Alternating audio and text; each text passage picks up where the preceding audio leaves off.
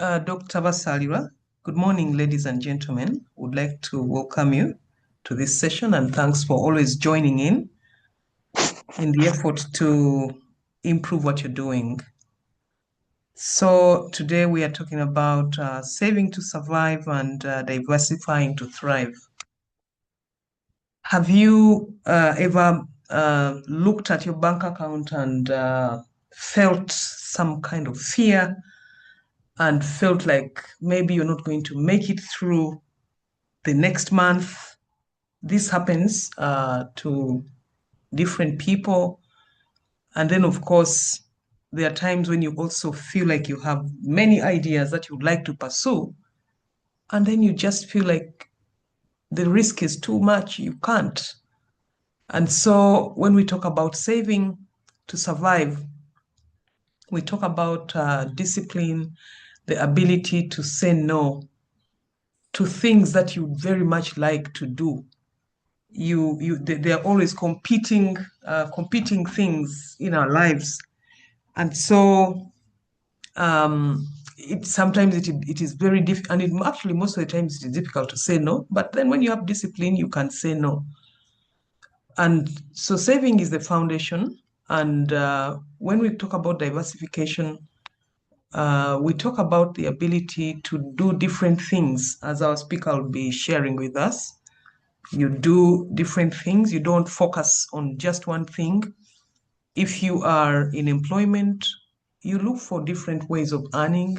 If you're in a business, you look for other opportunities that you exploit in order for you to make more money and also remain resilient. One of the interesting studies that we conducted during COVID-19 was the resilience of micro and small enterprises in Uganda.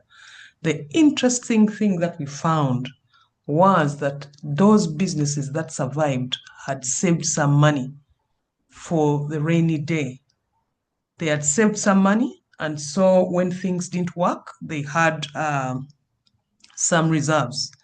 The other thing they did, they diversified. They moved out of what they had been doing and then embraced the new opportunities that COVID-19 brought. But most of the time, we are always stuck in one mode.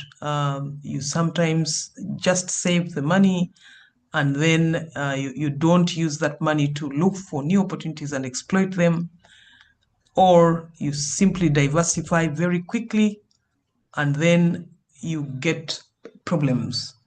The magic, I want to say this morning, lies in doing both.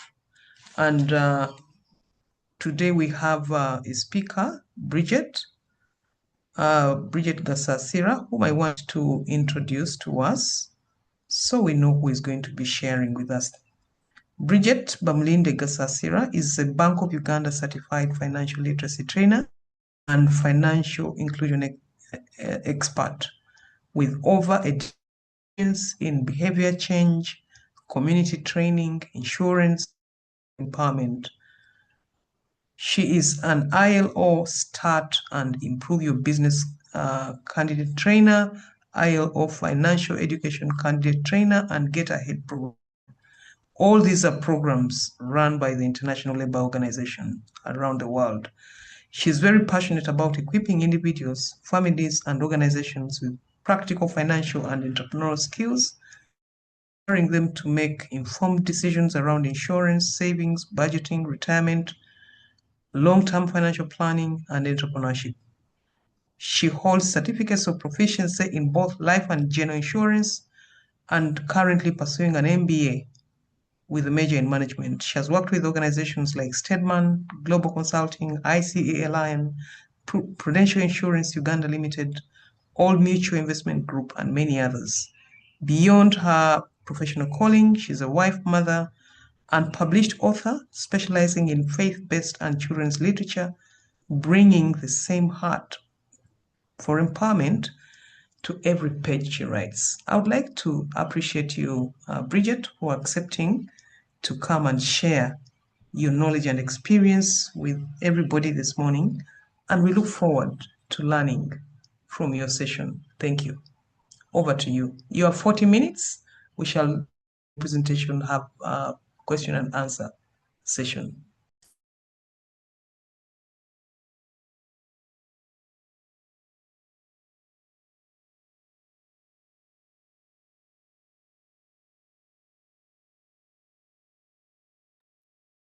Josh, I think Bridget was struggling with joining this. I think joining the panelists. Kindly unmute her. I also shared her slides with you, Josh. Thank you very much, Doctor. Yes, I am trying to sort that right now.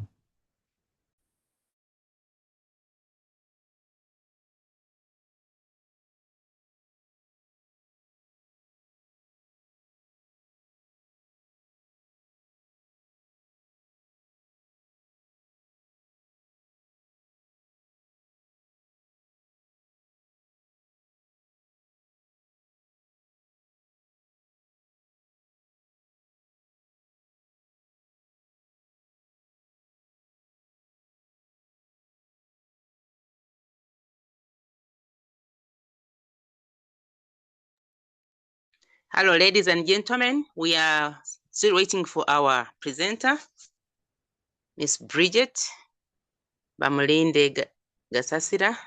Thank you, Director, for introducing her. Let's hold on briefly as she joins.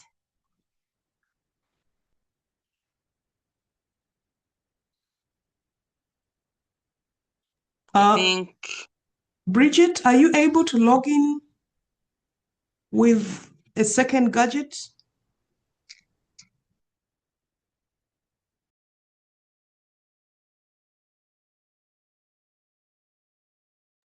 Josh, I see Bridget is online. I don't know if you've seen her, but I see she's online. Good. Yes, Doctor, she's on, but I think the second gadget is the one that was logged in prior. That worked.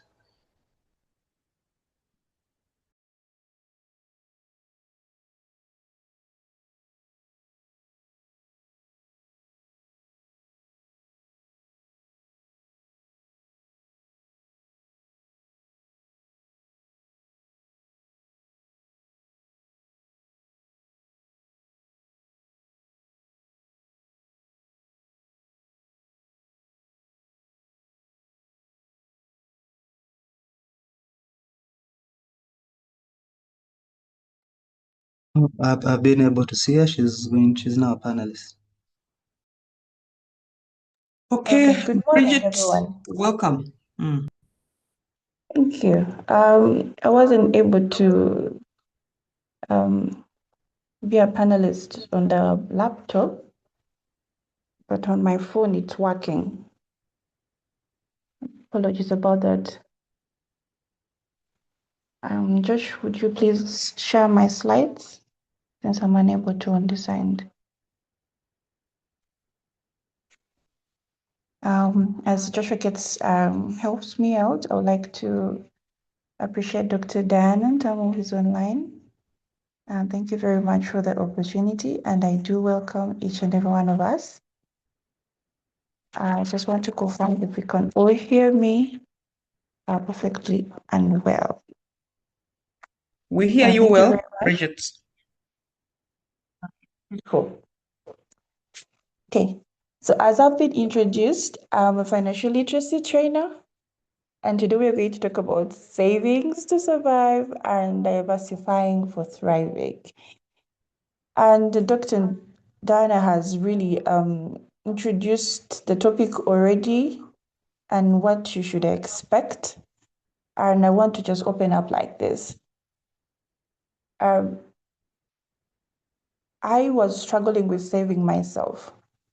I would earn, but I would not be able to see where the money is going. Like literally you pay your expenditure, but it's like you're just a contour, like you're a vehicle for other people's expenditures and other people's monies.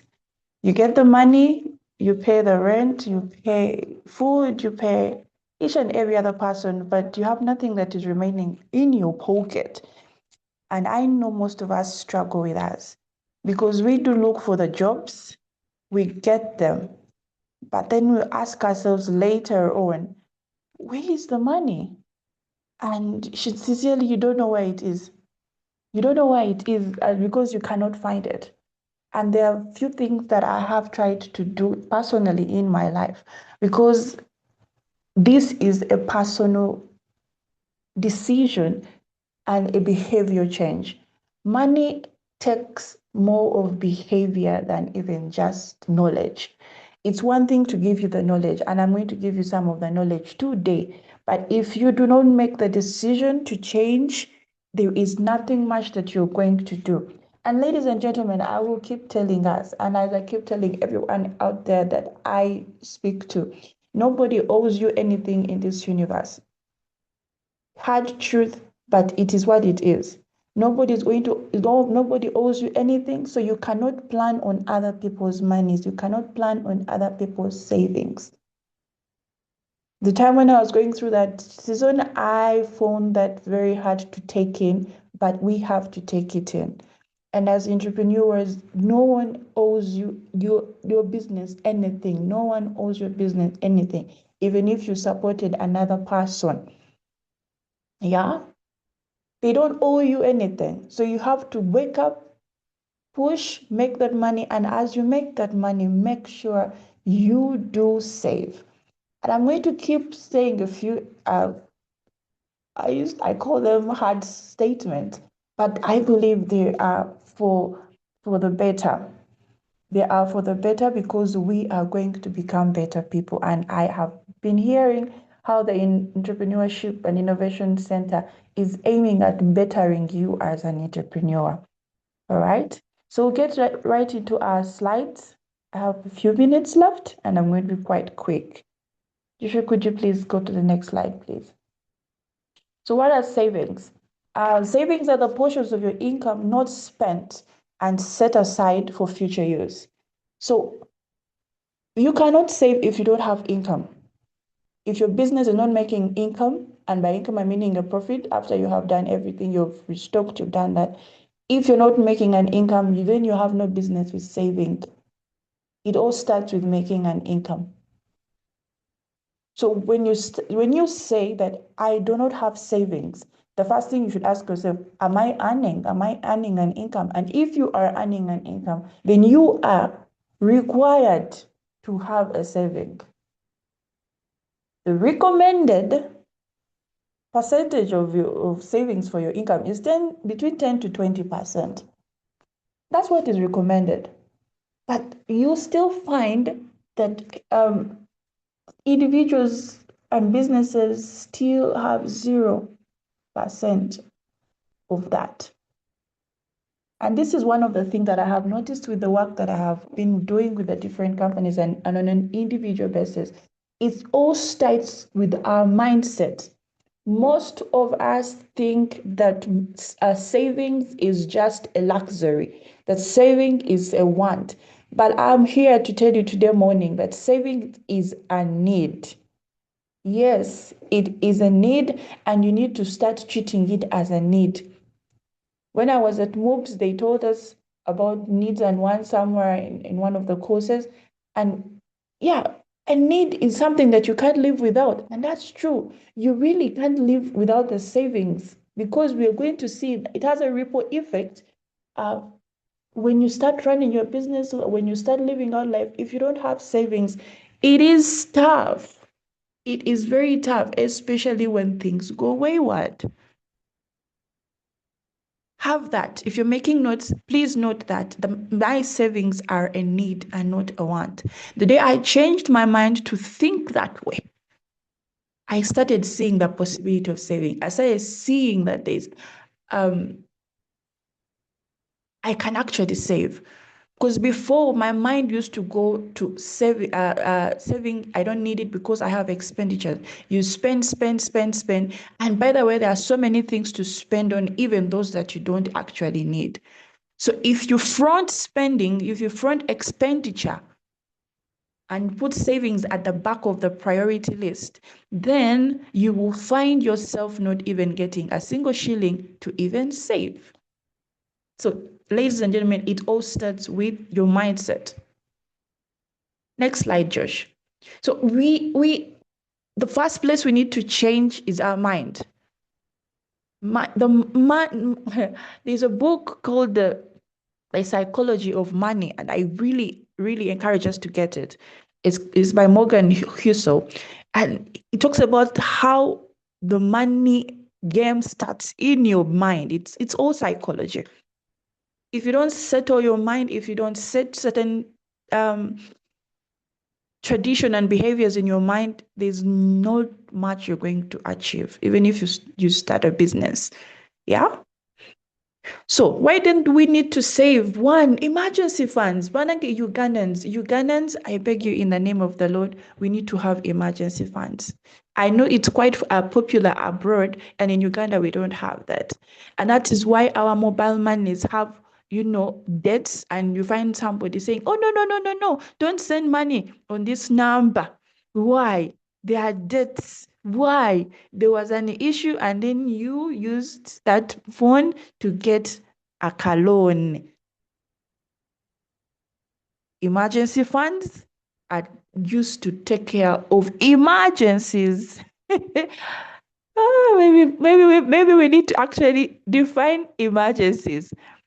And if you're here, you could just help us and you put in the chat what you understand by an emergency. It's a matter of life or death.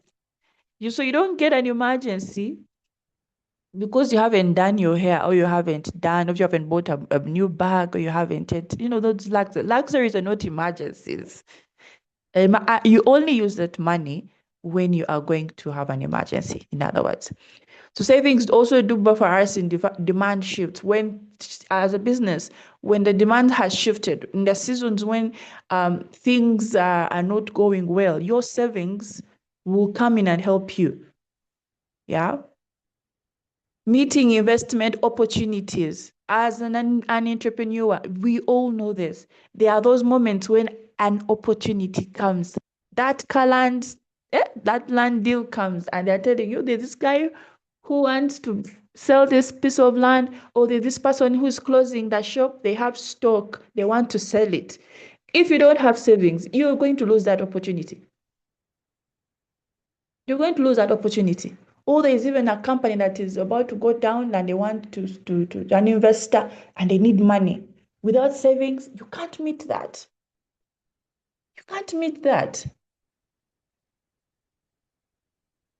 Protection against debt. The reason why we get debt most of the times is because we don't have savings. So when you have savings, you are protected, you are shielded against debt. Why? Debt comes with more expenses. It comes with interest rates. It comes with stress. It comes with handing in collaterals. It comes with, it even goes downwards to family stress, because sometimes we use their home houses as security, and now you have to sit down with your wife, and then you have to agree, and then she disagrees, and then you're fighting, and then the costs of debt are quite high, financially and emotionally, even psychologically, because people don't sleep. When you have a loan, but there's a way you can't even sleep. It's like your bed has nails or pins piercing you in the sides. So you find yourself failing to sleep because of this date. So in other words, also it goes ahead to give us peace of mind, and also to avail us with liquidity. Next slide, Josh. So Amakulu Gacho, everything that we are doing in our businesses, we have got to front savings as a priority, because of the benefits that it gives us and helps us to float in our businesses. So how then? Yes, Ronald saying any sudden and unexpected event which will mess up your budget. That's true. Savings come in to buffer that. So how then do we save? Now, traditionally, this is what we have been told, that savings is income minus expenditure. Accounting, yes, I did accounting at MUBS at one point, and I agree. Yeah. But however, an entrepreneur mind should think like this, that you should have expenditures when you have subtracted your savings from your income. What am I trying to say? Prioritize your savings before you make any expenditure. First, deduct savings. And this is where most of us are struggling, because the usual mindset is that I will first pay for my expenditures, pay, and then whatever remains is what I save. If you want to save, listen to me and listen to me well. If there's anything you should go with home today, this is the one. That save first before you spend. And for some reason, it's like a magic. You find yourself fitting in the money that remains. Yeah. Could it be that you're hiring staff that is way more expensive than what you can afford? So you find yourself paying the salaries every year, but you're not retaining any savings as a business. You're not retaining any savings as an individual because you front expenditure before savings. Ladies and gentlemen, when I applied this thing to my life personally, it changed. I started seeing a possibility of saving, because whatever monies I get, I first save. Even if you give me 10K, the first thing I'll do is, I'm a Christian, so I take off tithe, and then the next thing I take off a saving. I aim at least for 20%. Okay, lowest 10%. It's a mindset, and it is possible, guys. It is very, very possible. So why do we do this? Why am I putting all this in red? That savings should become a compulsory expense. It's compulsory. And it should be taken as an expense, not as luxury. It's not a luxury in my life anymore. Yeah? So prioritize, and prioritize. Next slide, Josh. Prioritize savings. Give it its rightful position. So this is what I'm going to give you small tips, yeah? Attach your savings to your goals. If you have a goal, match it with a saving figure. Or rather, I can say, let your savings have a goal. Don't just save for foi. I don't know if the elder people understand that statement of foi. You know, you're just putting when I said you don't have a goal. When you have a goal, you're actually more driven. You're more driven to put in more, you're more driven to save that money. But every time there's no goal, you're not going to achieve it. I've talked about the 10 to 20% income of your income. Aim for that. Aim for that. Aim for that. Yes, aim for that.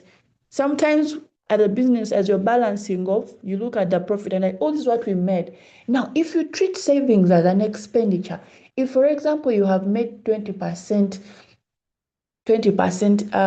profit, take off 10% and put it into a savings account. And then at least say we made 10% as our profit, net profit. Why? Because for you, in your mind, you treat savings as an expenditure. Yes, this is what is changing Indians' lives, by the way. Those guys save a lot of money. They save. And unfortunately, most of them, okay, unfortunately for the country, they transfer that money back to India. But they save. That's why they'll say, me, I can only afford to pay you this amount of money. Little money, because for them, they're thinking about how much they are going to save. Yeah.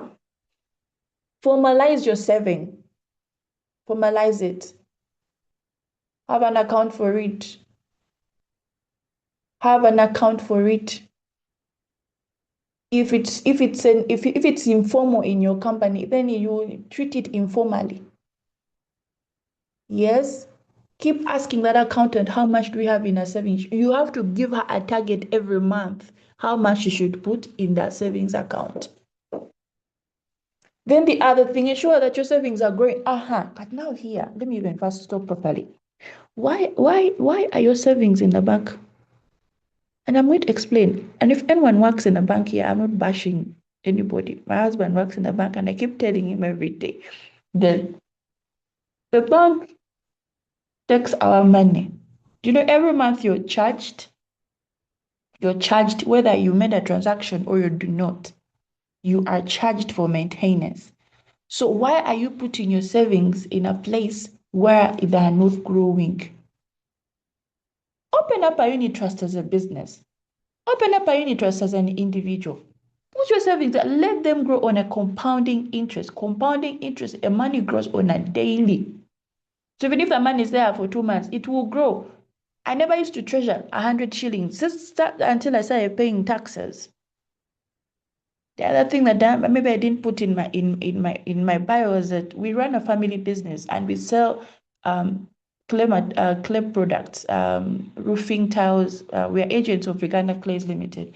And you sit down and you see how important 100 shillings is, because that's tax. So you might say, how much did I earn? Yeah, in this unit trust. But did you have that money? I have a friend who is a business owner and he keeps saying, Richard, did you have that money? You didn't have that money. So even if your money increased by 200 shillings, or even if it increased by 1,000, you didn't have that money. Let your money grow, even if it's growing by an inch. How long does it take for you to know your child has grown taller? It takes some months. But us, we want our children to become giant. Our children, in this case, as money, want the money to become a giant in 1 week. It's not possible. Growth is gradual. Yeah. There's a difference between growth and increase. Growth is gradual, but it is steady. Yeah. Another tip I would give us is to automate savings deductions. On a daily, I work with people who are opening up unit trusts, who are opening up life insurance policies, and we help them to automate their deductions. Make a standing order that when my salary hits, please deduct this amount of money on a monthly basis. Do you know why it is easy to pay NSSF? Because it is an automatic deduction. And now let me tell you, NSSF is 5% of your income. Imagine how much you would have if you saved above 20%. And you know, we hedge so much on our NSSF money because we know it's going to be useful. But people don't think of hedging on a bigger percentage. Or better, if you don't have retirement plan, because if you're in entrepreneurship, you will not have the compulsory NSSF deduction. Get NSSF Smart Life and start putting money there for your retirement. Yes, it will save you. Just go download the app and start. Through your mobile money, you can put there. Women in the market down there are putting there 5,000 every single day. And NSSF has known it that they have even opened up branches. Even in Ntamu, there's an NSSF branch. People bring 5K every day. Account and some of us even have jobs, but we think that NSSF is going to be it's not enough, because expenditures increase as you grow older. Bills, medical bills, for some reason now you need to replace your tooth, and it is 7 million, one tooth. And start small and grow. Even if 10% has refused, at least try 2%. At least try 2%. Yeah? Next slide. At least try do 2%. So what is diversification? Diversification is a strategic expansion of a business into new products, services, and new opportunities. And I underline strategic because most of us diversify without a strategic plan. You're diversifying because everyone is diversifying. It's true. Don't put all your eggs into one basket. But have you checked the other basket? It could be having holes. We just like the feeling of I have this, I have that, I have this, I have that. And the new basket that you're getting, do you know how it functions?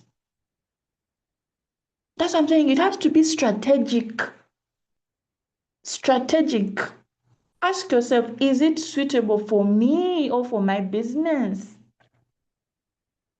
Because you find people in IT, they want to diversify in agriculture. You have no idea even how,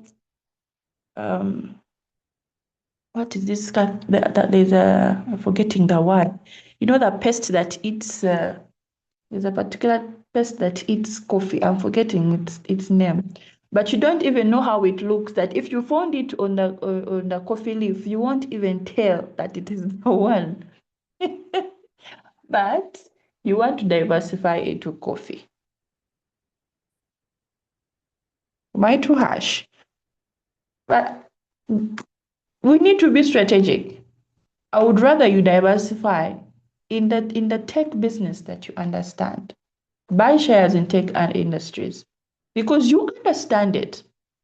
Whatever you don't understand, please don't put your money there.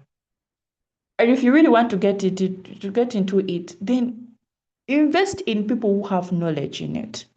Let them take you through. Let them teach you. Yeah? It's just a caution. It is good, but I'm cautioning us. As much as you are expanding into different products and new services and opportunities, make sure it's a strategic move. We together. Right, next slide. Almost through. And there are different ways that you can diversify, but these are some I could mention for us. The government bonds and securities. Still, I will caution, before you buy a bond, I want you to know from me, because bonds attract a 10 to 20% of tax. I want you to know bonds are good, but I want you to know,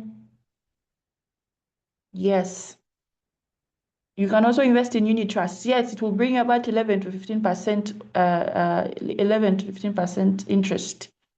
That's good one. But it also has its disadvantages.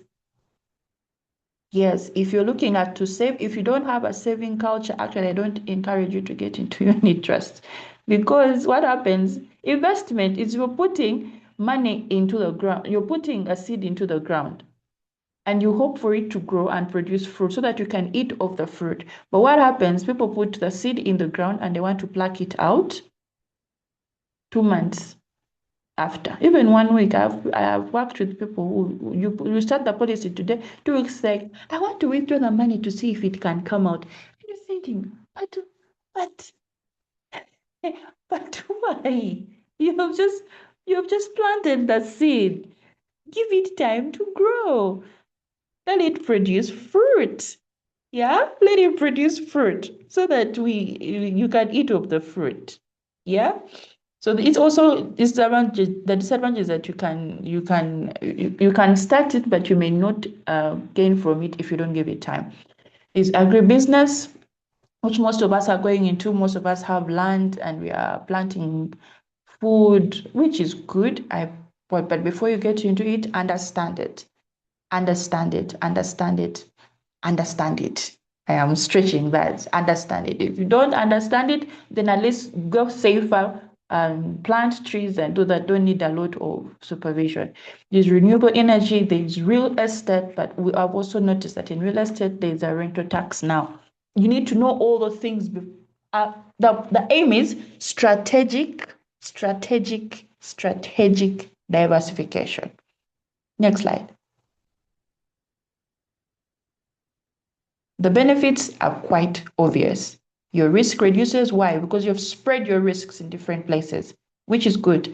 So that if one fails, the other one can save you. You have new sources of income. Beautiful. And where I started from, more income will mean more savings. If savings is our priority, which I pray from today will become our priority, you get a competitive advantage for your business. For example, if you diversify in what you do, for example, you're a farmer, you have cows, then you diversify into goats, you get to realize you're more competitive in the market, because when a person comes to buy a cow, he will buy a goat, and then he will also buy something else that you're selling. So, and in the process, you will have an increased market share as a business and as an entrepreneur. It will encourage innovation and growth. That is true, because you're thinking and you're looking for ways of how to make yourself better. And as a whole, you will improve in financial performance because you're getting more money. There's more profitability. But if you diversify into something that is draining you, it's making losses, it's more like a liability. You're buying land, but you're paying someone to take care of the land. It's like you're being drained even more. You don't making any money. I'd rather you let go of that one. So strategy in a diversification. Strategy, I'm going to stress that. Next slide. Now, as we are saving and we are doing investment diversification, I know there are always risks. I've highlighted this. And as a business owner and as an entrepreneur, you need to be able to hedge yourself with on these risks. And one way is still to spread your investments further. You're still doing what? You're managing your risk, because now putting all your eggs in one basket still can be a danger, but it can also be a way of diversification of your businesses and mitigating the risks of depending on one business. We saw this in lockdown. Dr. Diana Sai, we're talking about the lockdown. People who only knew how to do one thing, they really fell out. They failed people even died because they couldn't have money. But if you diversified into other things and you learned, people were sewing dresses and now they learned, you know what, dresses are not going to go anywhere. People are at home putting on t-shirts for marathons and all that. So let's make what?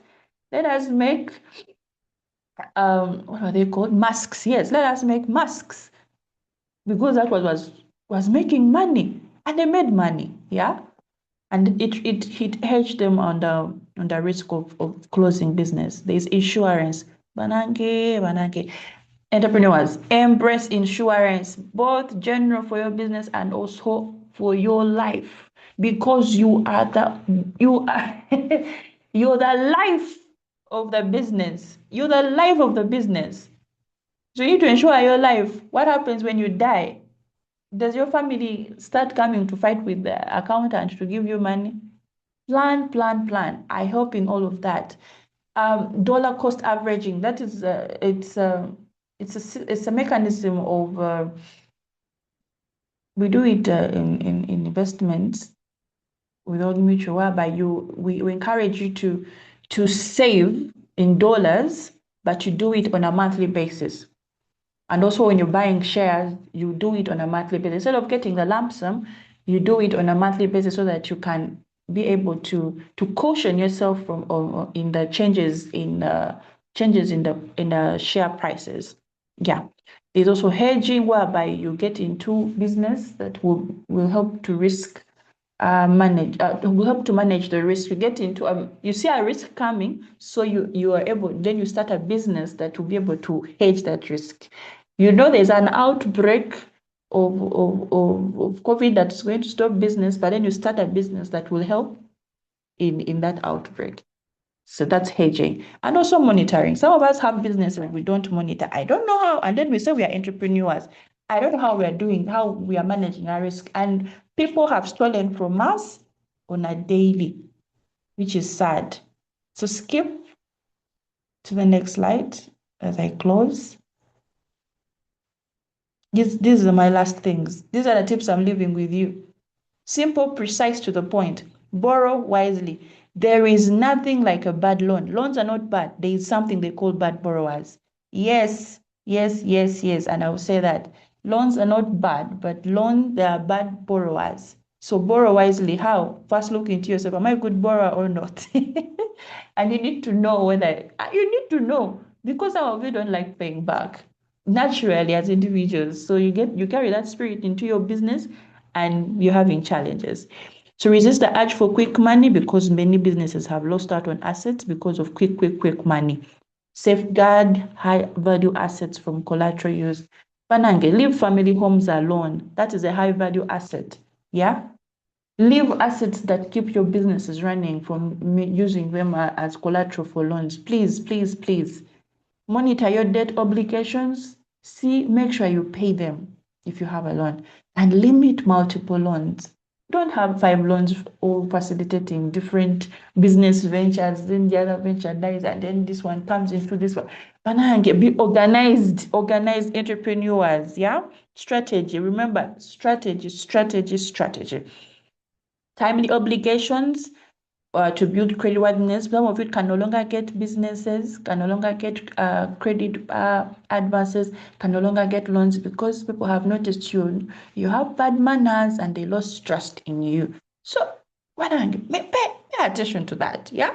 Pay attention. Be cautious with guarantees and co-signing agreements. I have so many stories about this, but because of time, but people have gone to prison because they have co-signed on papers they don't understand. Yeah? Watch out for yourself. Learn to negotiate. There's always a better price after negotiation. But if you don't negotiate, you will not get the best price. Keep your money active. How? Invest it in places where it grows. Grow. Put your money to work. Let it grow.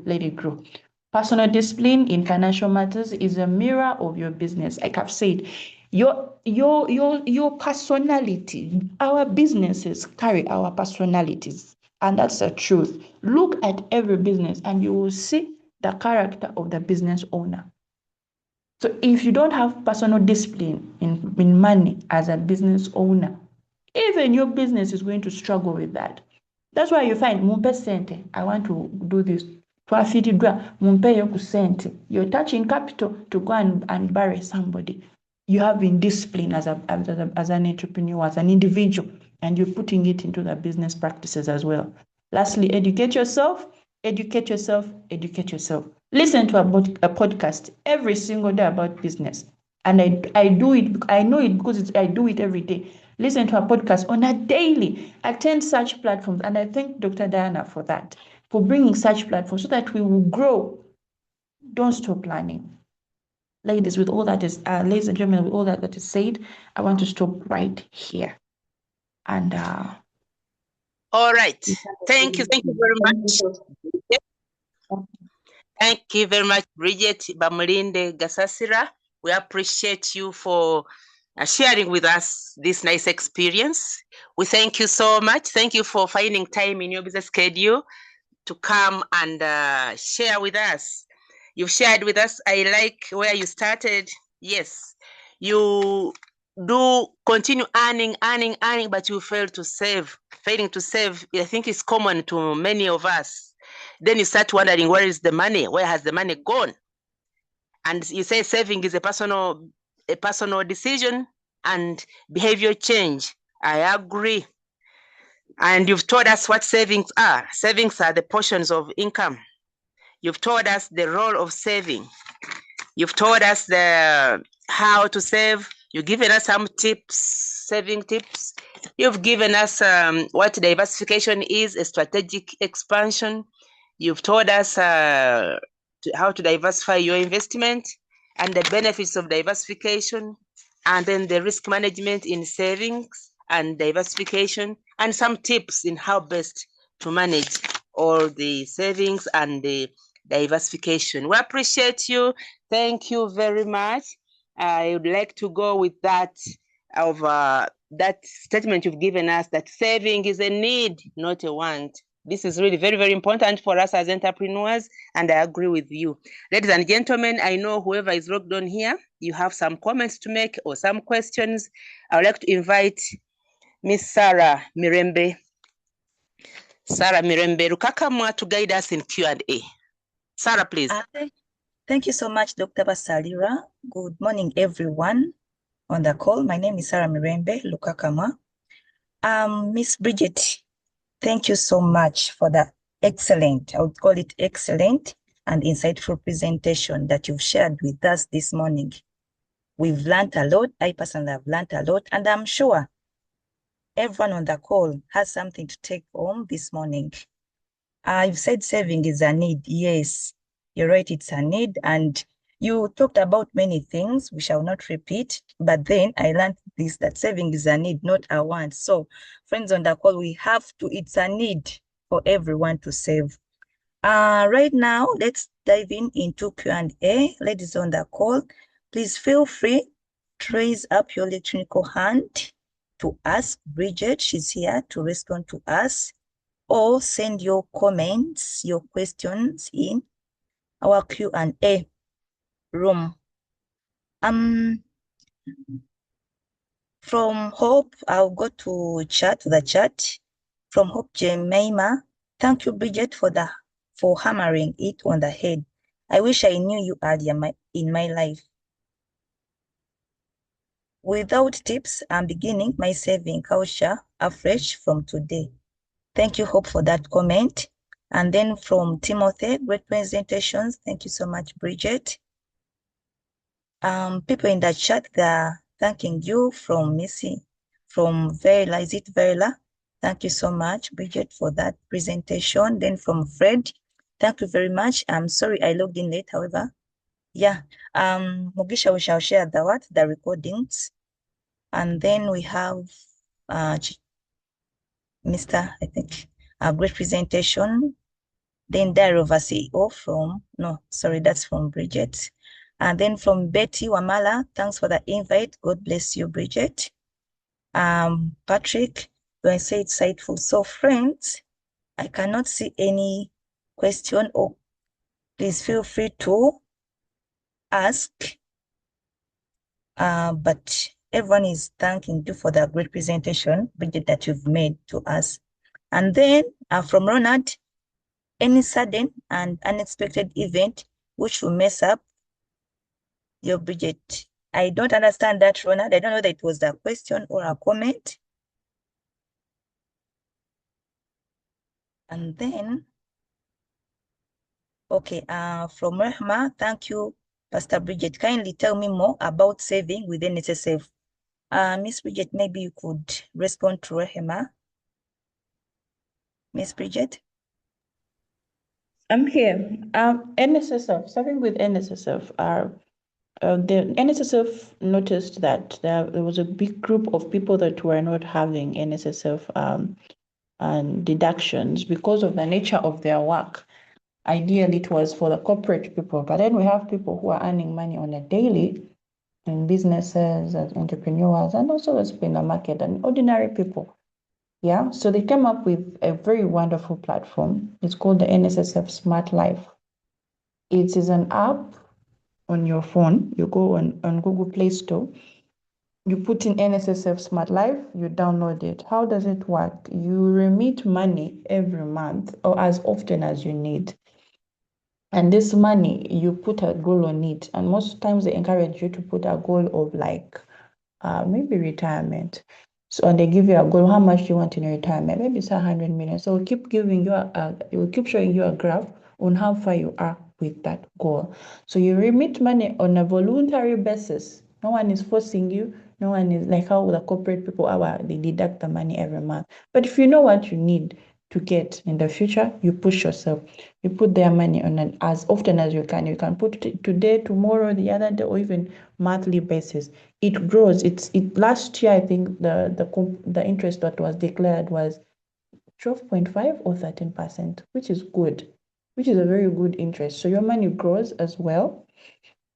And with compared to before, people did not have those savings. So you get to realize that you'll be able to have your money as and when you need it. But I will need to caution us, for the first year of that saving, your money will not be accessible. And this is the reason. Like I said, it is a seed. You're putting that money there to grow. So you will not be able to access it for the first year, but after the first year, you can withdraw it if you want. It's not like that for the corporate where you have to wait until you reach a retirement age for you to withdraw it. For this one, you can easily withdraw. But if our goal is retirement, really, why would you withdraw your money for retirement to eat it now? So all these things are there. But for more information and because of time, I was requesting through you if it's okay if I drop my number, people can contact me on a personal basis, and I'll be happy to guide them through. Yes, because there are even other better methods of saving that are a bit forceful. If you know that you're poor at saving, there are other options that where you'll be forced to save even when you don't want to save. Yes, and I can guide you through some of those. Thank you. Thank you so much, Bridget, for responding to that. I'm sure you can share your number in the chat for everyone to get it. And then, yes, I agree. We are going to share the recording. Joshua will share the recording after this. And then we have a question here, Bridget, have learned so many. Okay, that's is thanking you. Then we have is spreading saving to different insurance a good habit? Bridget, that question is for you from Kahan. Is spreading saving to different insurance a good habit? Kindly Yes. respond to that, Bridget. I would say it is yes. It's a good habit. And this is why I'm going to qualify it, why it's a good habit. First of all, every insurance company has different risks. Every insurance company invests differently. And also, the products they sell to you have different benefits. Yes, they have different benefits. So, for example, I'll give an example. The education cover for ICEA, there's a cover they have whereby at the end of the maturity period, your money is paid in installments, like they will pay for the next 3 years. And then in Prudential, their education cover is that when at the point of maturity, your money will be received as a whole sum, like as a full figure. Okay. The whole chunk of money will be paid to you.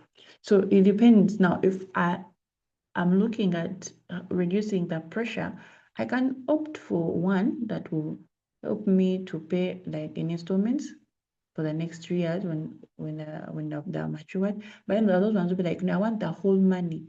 So you see, when you diversify, you get more benefits. So I really encourage it. It's a good thing. It's wise. It's a very smart move to also spread your investments in the different insurance companies. And also for general insurance, today you might have fire insurance in this company. You can get motor comprehensive in another company, so that you spread your risks depending on how differently these insurance companies respond to claims and risks. Yes. Thank you so much, Bridget, for responding to that. Friends on the call, allow me to stop here because of the time. And Bridget, we truly appreciate you sharing this valuable insight with us. Thank you all for logging in this morning. Thank you for taking your time to be with us this morning. Please join us next week, same day, Thursday, and same time, 7 a.m. in the morning. Thank you so much, and may God bless you all. Back to you, our host, Dr. Basalira Edith. Bye.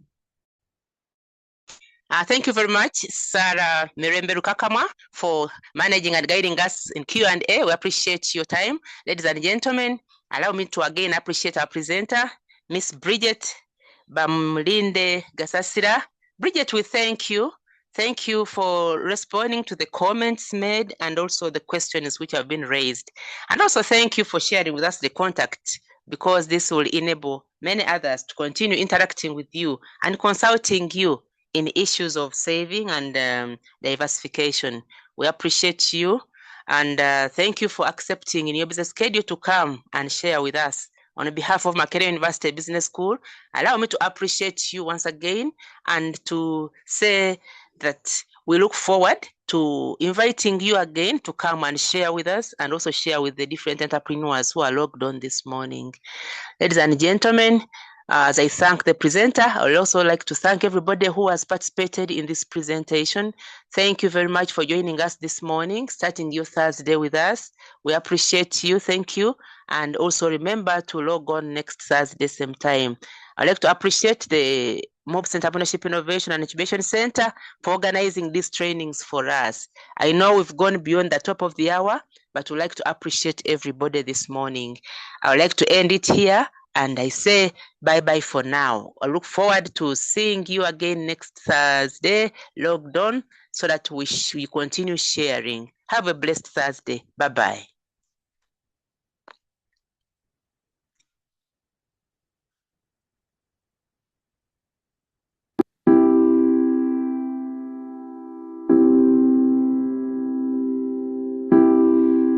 gotta get up.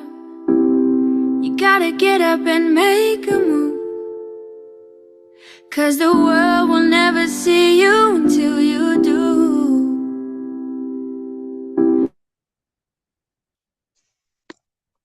No, they don't really care what you're going through. So you gotta show them, baby. You gotta show them the real you. You gotta give them what you've got. No, don't let them see what you're not. 'Cause you are strong. You are wise. You are worth beyond 1,000 reasons why. And you can't be perfect, baby. 'Cause nobody's perfect, darling. But no, no, no, there's nobody in the world like you.